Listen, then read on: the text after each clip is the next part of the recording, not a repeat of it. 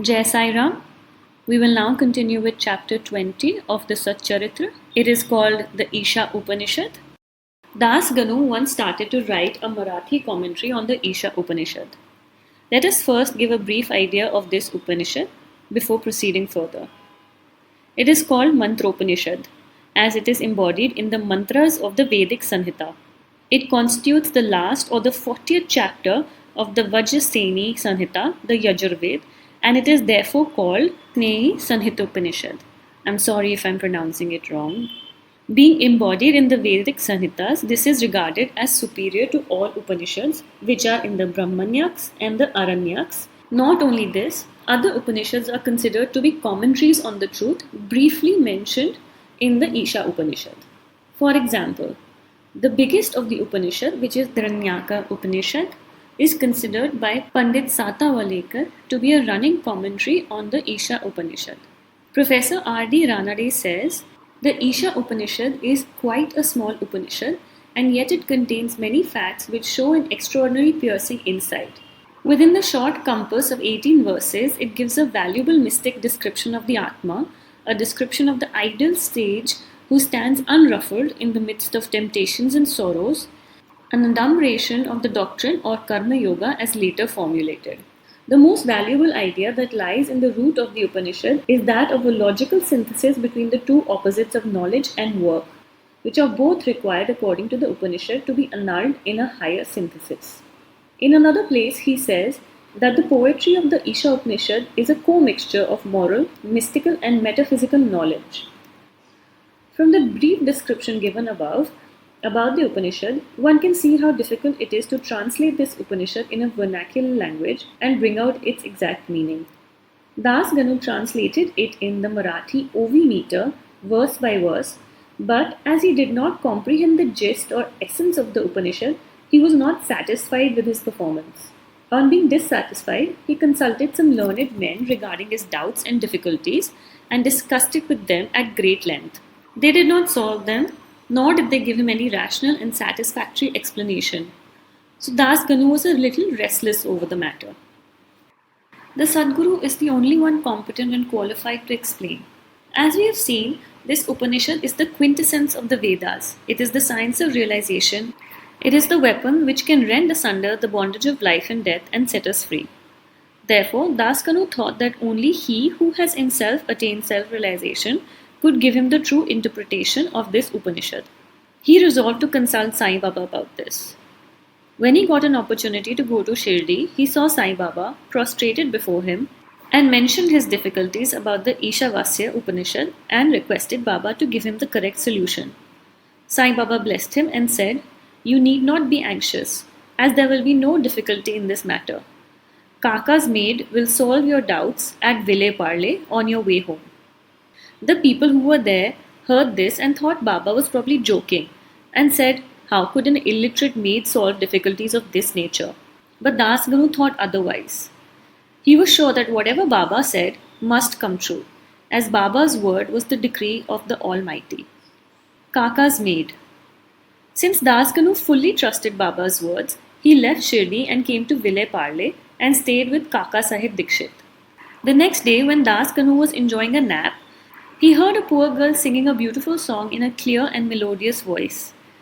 The subject matter of the song was a crimson-colored sari. He liked the song so much that he came out of his room and saw that it was being sung by a young girl, the sister of servant of Kaka Sahib's. The girl was cleaning vessels and only had a torn rag on her person. On seeing her impoverished condition and her jovial temperament, Das Ganu felt pity on her, and when Rao Bahadur, M.V. Pradhan, gave him a pair of dhotas the next day, he requested Mr. Pradhan to give the poor little girl a sari. Rao Bahadur brought a good sari and presented it to her. Like a starving person getting good dishes to eat, her joy knew no bounds. The next day she wore the new sari and with great joy and merriment whirled, danced and played with the other girls. The following day she kept the new sari in her box at home and came with the old and torn rags. But she looked just as merry as the previous day. On seeing this, Das Ganu's pity was transformed into admiration. He thought that since the girl was poor, she had to wear a torn rag, but now she had a new sari. which she kept in reserve, and despite wearing the old rag, showed no signs of sorrow or dejection. Thus, he realized that all our feelings of pain and pleasure depend on the attitude of our mind. On thinking deeply about this incident, he realized that man ought to enjoy whatever God has bestowed on him, with the firm conviction that God besets him on all sides, and whatever is bestowed on him by God must be for his good. In this particular case, the impoverished condition of the poor girl, her torn rag, the new sari, the donor, and the acceptance were all pervaded by the Lord. Hence, Das Ganu got a practical demonstration of the lessons of the Upanishad. The lesson of contentment with one's own lot, in the belief that whatever happens is ordained by God and ultimately is good for us. From the above incident, the reader will see that Baba's method was unique and varied.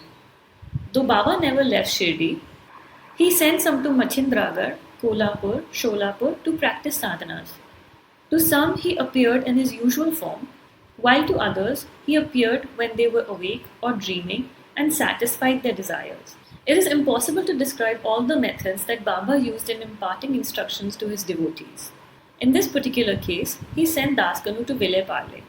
To those who say that it was not necessary to send Das Ganu to Vile Parle and that Baba could have taught him personally, we say that Baba followed the best course. How else could Das Ganu have learned such a great lesson? How could he have learned that the poor maid and her sari were pervaded by the Lord in such a practical way? Now we close the chapter with another beautiful extract from the Isha Upanishad. The ethics of the Isha Upanishad. One of the main features of the Isha Upanishad is the ethical advice it offers. And it is interesting to note that the ethics of the Upanishad are definitely based upon the metaphysical position advanced in it. The very opening words of the Upanishad tells us that God pervades everything. As a corollary from this metaphysical position, the ethical advice it offers is that man ought to enjoy whatever God bestows on him, in the firm belief that whatever is bestowed on him by God must be good. It follows naturally that the Upanishad should forbid us from coveting another man's property. In fact, we are fittingly taught here a lesson on contentment with one's own lot, in the belief that whatever happens is divinely ordained and it is hence good for us. Another moral lesson is that man must spend his lifetime always performing actions, especially the karmas enjoined in the Shastras, with a mood of resignation to his will. Inactivity, according to this Upanishad, would be the canker of the soul. It is only when a man spends his lifetime in doing actions in this manner that he can hope to attain the ideal of Nishkarma. Finally, the text goes on to say that a man who sees all beings in the self sees the self as existing in all beings, and for whom everything that exists has become the self can never suffer infatuation. What ground would such a man have for grief? Anger, infatuation, and grief verily proceed from our not being able to see the Atman in all things. But a man who realizes the oneness of all things, for whom everything has become the self, must ipso facto cease to be affected by the common foibles of humanity. That is the conclusion of this somewhat complicated and deep chapter. I personally do not understand and perhaps agree with some of the things mentioned in the chapter as conclusions and lessons. I certainly agree that we should be content with whatever the Lord has bestowed on us, and whatever God has given us is for our best.